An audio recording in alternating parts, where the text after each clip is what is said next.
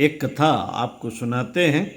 कुछ तो कर यूं ही मत मर। रायगढ़ के राजा धीरज के अनेक शत्रु हो गए। एक रात शत्रुओं ने पहरेदारों को मिला लिया और महल में जाकर राजा को दवा सुंघाकर बेहोश कर दिया। इसके बाद उन्होंने राजा के हाथ पांव बांधकर एक पहाड़ की गुफा में ले जाकर बंद कर दिया। राजा को जब होश आया तो अपनी दशा देखकर घबरा उठा। उस अंधेरी गुफा में उसे कुछ करते धरते न बना, तभी उसे अपनी माता का बताया हुआ मंत्र याद आया।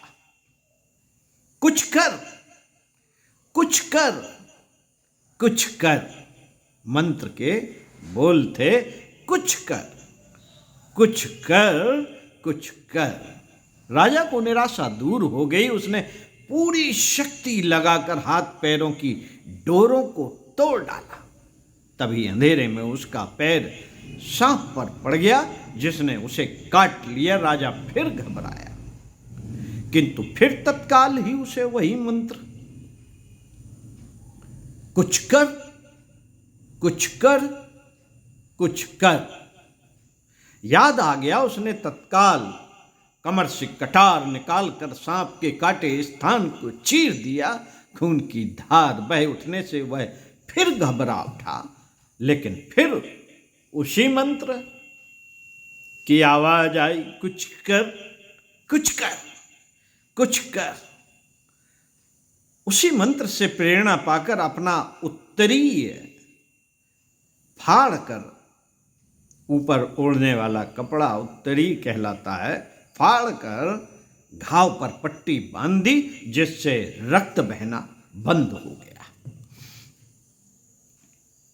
इतनी बाधाएं पार हो जाने के बाद उसे उस अंधेरी गुफा से निकलने की चिंता होने लगी। साथ ही भूख प्यास भी व्याकुल कर रही थी।